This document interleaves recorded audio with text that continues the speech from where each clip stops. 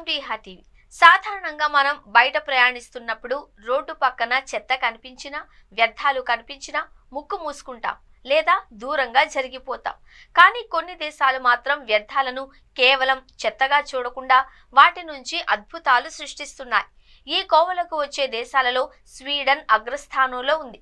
Europe ఖండంలో చిన్నదైన ఈ దేశం అభివృద్ధిలో ప్రపంచ దేశాలకు మార్గదర్శకంగా నిలుస్తోంది. పరిశుభ్రతకు అత్యంత ప్రాధాన్యతనిచ్చే స్వీడన్ చెత్తను నీటి వనరుల్లో లేదా ఇతర ప్రాంతాలలో డంప్ చేయకుండా దానిని ఒక విలువైన వనరుగా మార్చుకుంటూ కోట్లల్లో సంపాదిస్తోంది. ప్రపంచవ్యాప్తంగా ఏటేటా వ్యర్థాలు, ముఖ్యంగా ప్రస్తుత స్మార్ట్ యుగంలో ఈ వ్యర్థాలు భారీగా పెరిగిపోతున్నాయి.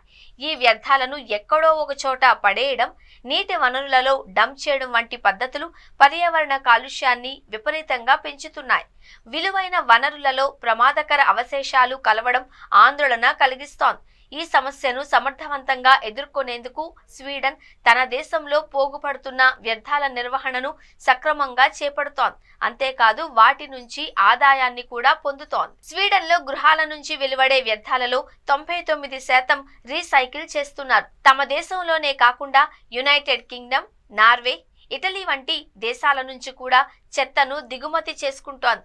ఈ వ్యర్థాలను విద్యుత్ ఉత్పత్తికి ఉపయోగిస్తోంది. చెత్త ద్వారా విద్యుత్ ఉత్పత్తి చేసి సంవత్సరానికి $100 మిలియన్ అంటే భారత కరెన్సీలో సుమారు 857 కోట్లు సంపాదిస్తోంది.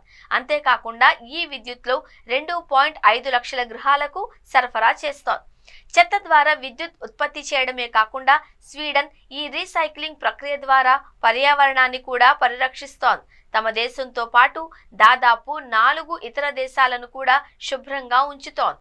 స్వీడన్ చేస్తున్న ఈ అద్భుతమైన ప్రయోగం ప్రపంచ దేశాలకు ఒక గొప్ప నిదర్శనంగా నిలుస్తోంది. పర్యావరణవేత్తలు అభిప్రాయపడుతున్న ప్రకారం స్వీడన్ పద్ధతిని ఇతర దేశాలు కూడా అనుసరిస్తే సముద్ర జలాలు పరిశుభ్రంగా ఉంటాయి, నీటి వనరులు స్వచ్ఛందంగా ఉంటాయి, భూమిపై భారం తగ్గుతుంది, పర్యావరణం పచ్చగా ఉంటుంది. ఇది భూమిని దీర్ఘకాలం పాటు ఇతర జీవులకు జీవనాధారం చేస్తుంది. వ్యర్థాలను సంపదగా మార్చే ఈ విధానం భవిష్యత్ తరాలకు ఒక గొప్ప సందేశం.